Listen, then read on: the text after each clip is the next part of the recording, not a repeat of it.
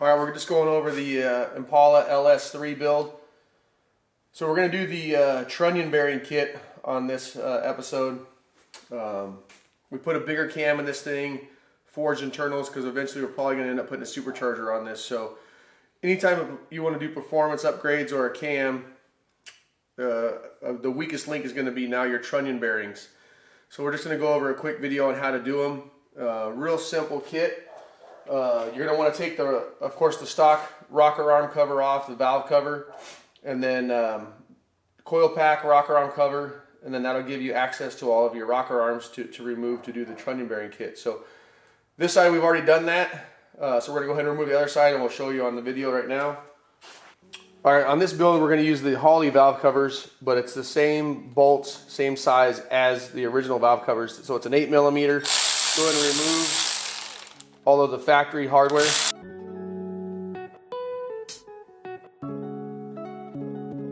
Now that you've gained access to the rocker arms, it's the same 8mm. Go ahead and remove them all.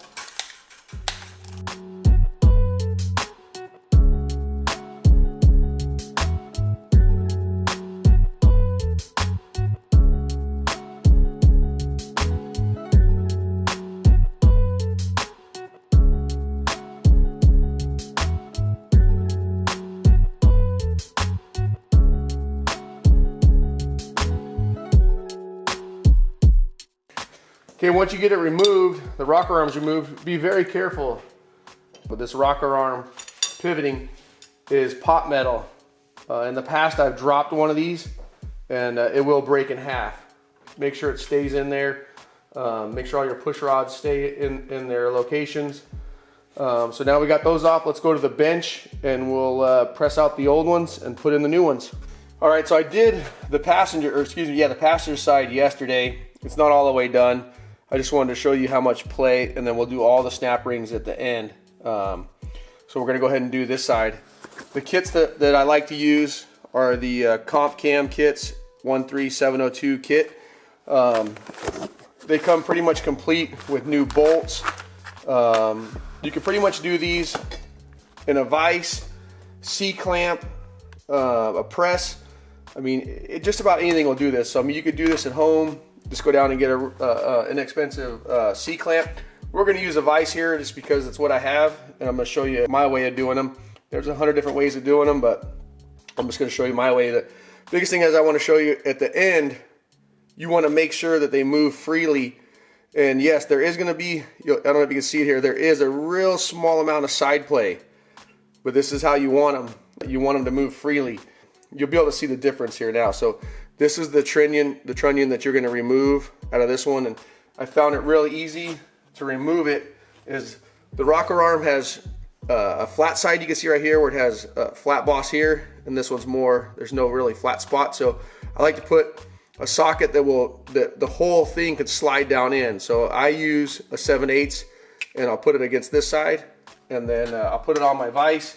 I'll use a socket that fits a little under, so it can push all the way through, and I'm using a 16mm chrome snap-on. I'm going to go ahead and remove them all, and then we'll install them all at the same time.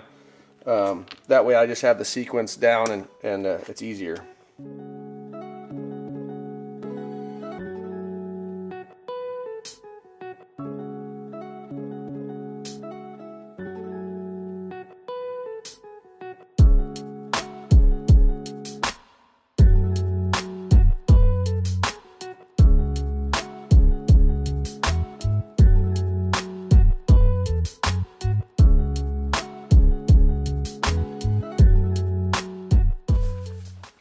Okay, now going for the installation.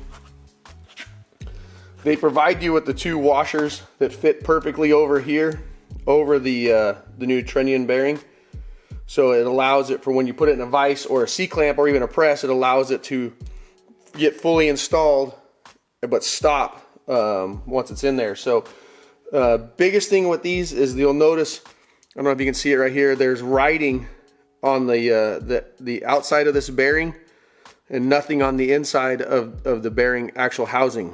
And so they want it with the writing on the outside on both sides.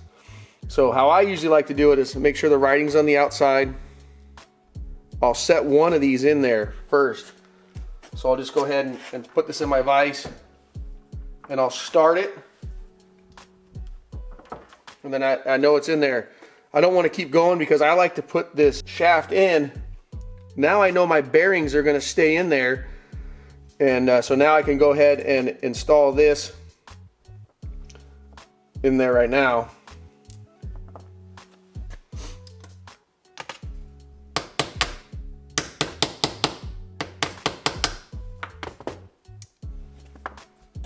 And then I'll go ahead and get my other side in. Make sure again that the writing is on the outside. Then you'll take the two washers, set them over here, put it in the vise.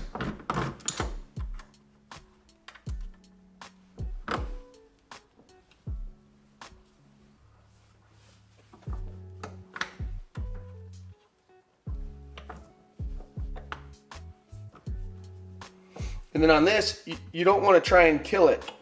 You'll notice if you come on over here, the washers are flat with the rocker arm. You don't want to try and go monster crazy. This will give you the nice, even, little bit of free play. But you see again, the washers, or excuse me, the bearings are pressed flush to the rocker arm on both sides. You want to hold this and make sure that it moves freely.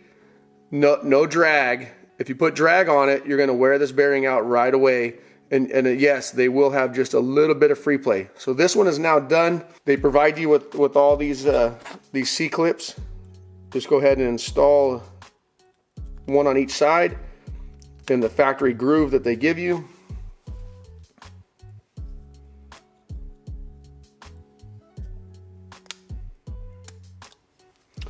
Make sure they go into the groove, that this thing cannot come out. And there you go, there's one all the way done.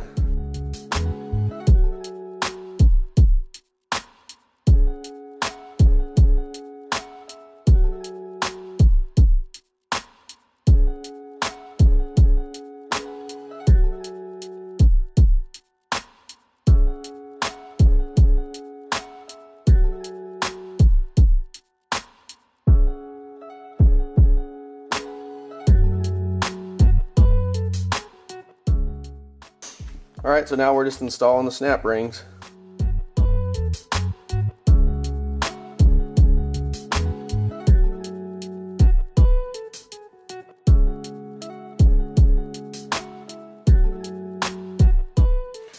All right, so we're gonna get ready to go and install it. The new rocker, the original rocker arms of the Trunnion kit. I like to put a little bit of assembly lube. So I'll just put a little cam assembly lube here. All right. So like they said, if it has a removable pedestal, this is a removable pedestal that the rocker arm sits on, then you want to use the bolts provided by Comp Cams, which are these Allen head bolts.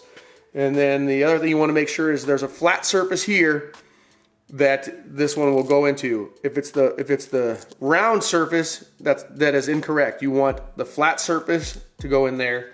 So we got that there. So let's go ahead and install all of them. Make sure that the push rods are touching the lifter and everything's kind of in there and centered.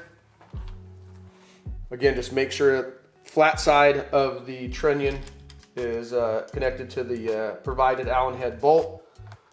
So LS3 is the only ones that I'm aware of that have the pedestal built into the head. So most all of your LS2s, 1s, 2s, and 3s will have the removable pedestal, and so then you will use the provided bolts by Comp Cam, not the original rocker arm bolts you took out.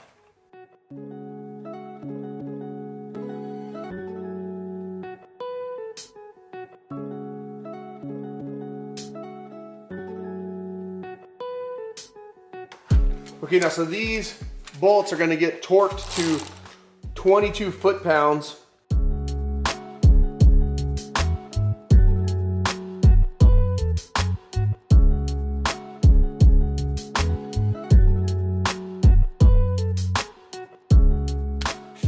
Okay, so the way I like to do these is I'll set them all at 22 and then I'll do the other side, and then I'll rotate the engine over 360. I'll do 180, recheck them all the way around, and then 360 total. So again, these are 22 foot-pounds is the spec.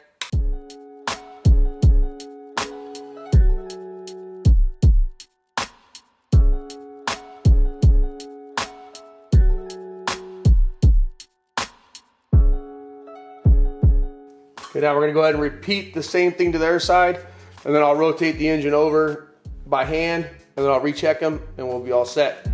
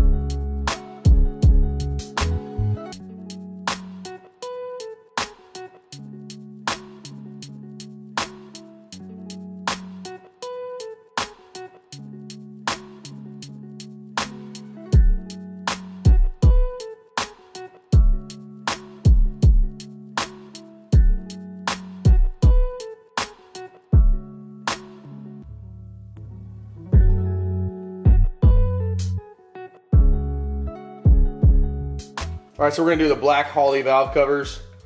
I did gaskets. They are reusable, but I recommend new. We just did new seals here for the mounting bolts.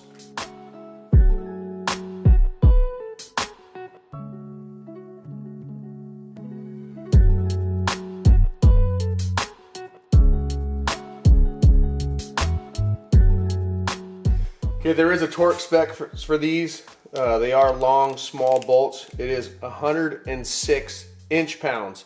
This is a 1/4 inch torque wrench. It does do inch-pounds. If you're doing a torque wrench 3/8 that doesn't have inch-pounds, it's 8.3 foot-pounds. It's not a lot, so don't break these bolts off or over-tighten them.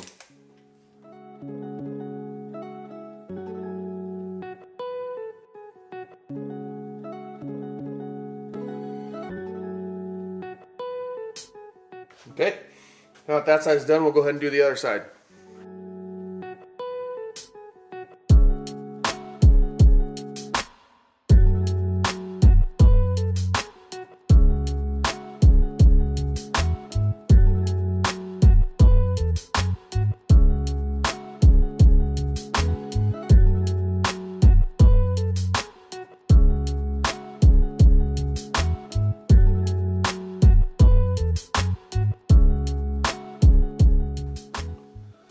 All right, so valve covers are all on. We're gonna go ahead and, we need some hardware, but the hardware store is closed. I don't wanna use the factory coil mounting screws because I want them to be button head or Allen to match, and I want them to be black so they don't stand out. So I found a couple that we're gonna use just to show you, but we're gonna go ahead and clean all the coils, and then in the next video, we'll go ahead and mount the coils when we do the PSI standalone wiring harness for this build. So I'll get these cleaned up. I'll get the mounting hardware from the hardware store tomorrow, and then we'll go ahead and do the next video of installing the coils and wiring this car in as an LS standalone. So stay tuned.